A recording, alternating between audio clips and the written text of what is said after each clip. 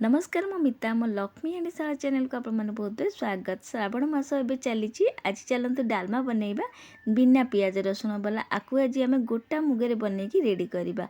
गोटा मुगर डालमा बहुत टेस्ट लगे खायापाई जी हेल्दी थाए से टेस्टी थिला ये डालमा। खाली अरुआ भात सहित खाईपर परोटा पूरी रुटी सहित भी ये डालमा को आप खाईपर बहुत टेस्ट लगे गोटा मुगर डालमा आ बनइबा भी बहुत सहज। तो ऐसा करुँच आज डालमा रेसिपी आप समस्त को पसंद आसो तो वीडियो को जमार स्किप न करके पूरा देखिए। देखी सारापर जब भल लगे please video like comment share करें जमार भूलु नहीं। तो प्रथम डालमा गोटे मसला बनई नवा।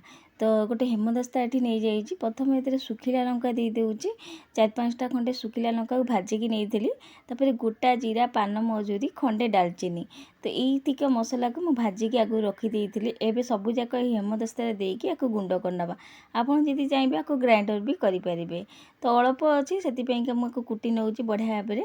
तो हेमदस्तार आपको गुंड करनवा। आउ ये देखो ये आमर मसलाटा रेडी हो सारी जोटा आम आग को डालमा दबा।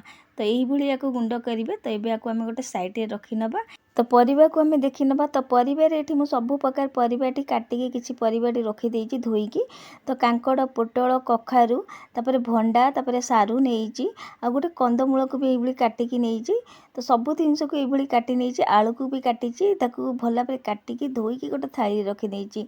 तो आपड़ ये कौन मनपसंद परिवा दे पारती परिवा कम बेसी भी करें। तो ये देखो आम गोटा मुगर डालमा करवा। मुग को आगु गोटा मुग मुझे राति सारा बतुरे देती आ मुग बढ़िया भाव बतवा दरकार। तो परिवा को प्रथम आम गोटे प्रेसर कुकर बनवा डालमा। तो प्रेसर कुकर सब जगह परिवा दे सारापर तो मुग को भी बढ़िया भाव में धोई देती सब गोटा मुग को दे सारापर एठी दे दूची अदा देदबा कंचा लंका अदा को मुझे छेची देती ताकू दे दूची दीटा को दे सारापर परिवा को एपट माने ऊपर तल करनवा जहाँकि आम प्रेसर कुकर दबा तो सीझेबा। तो से मुझे हाथ द्वारा दी हाथ धरिकी एमती ऊपर तल करनवा जहाँद्वारा मुग परिवा सबूक एकाठी हो। तो ये एकाठी कर सारापर स्वाद अनुसार हलदी लुण देकी पानी ये देदबा तेजपत्र ये देदेबा 2टा। तो पानी बुड़ीला भाया परिवा डाल की बुड़ीला भाया देकी गोटे टमाटर भी ये मुझे दूसरी सांगे गोटे टमाटर। एवं आम प्रेसर कुकर मुग बंद कर सारापर आपको आम बसईदबा गैस रे 2टा सीटी परिवा डाली बहुत बढ़िया भाव में सीझीज। तो ये देखो 2टा सीटी मुझे लिभे देती आउ ये आपको देखा देखो परिवा सीझी जाइए टमाटो भी सीझी जाइए।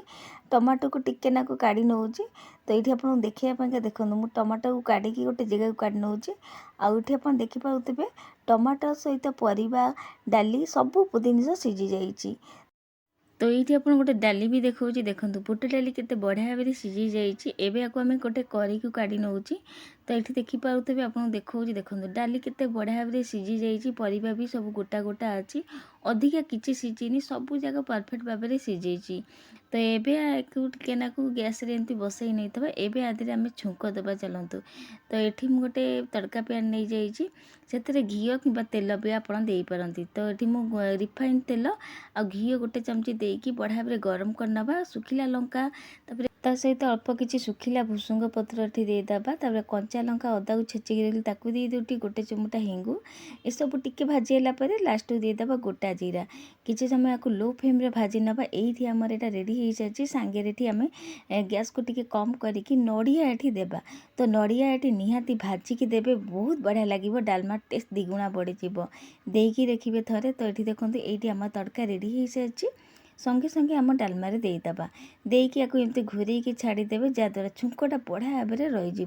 किसी समय आपको घोरेकी छाड़ी सारापर ये आम भल भाव डालमा को मिसई नवा। लास्ट को आम जो मसला बनई रखी से मसला ही डालमार मेन जिनिस आउ कि भी दरकार पड़े डालमा मसला दे सारापर लास्ट को टे कटा धनिया पत्र आउ टे कोरा नड़िया ये दबा। नड़िया लास्ट निहाती देवे बहुत बढ़िया लगे। तो ये देखो भल भाव टे मिसईकी आउ टे घोरेकी छाड़देवा फुटियापाईका। तो ये आमर ये गोटा मुगर टेस्टी डालमा रेडी हो गला। डालमा रहीगला पर आउर भी काठुआ हो जाए ताकू यही भाया रखिए अधिका आटू आउ फुटेबे नहीं पानिया करेंगे टिके डालमा काठुआ रही बहुत बढ़िया लगे। तो आपन को ये पानिया देखा जाऊब किंतु डालमा रहीगला पर ठंडा है आउर भी काठुआ हो जाए। तो ये डालमा रेडी हो सारा बहुत बढ़िया बास्ना आसुची मसला देला परे। तो एबे आकु डालमा को गोटे जगह को काढ़ी नबा।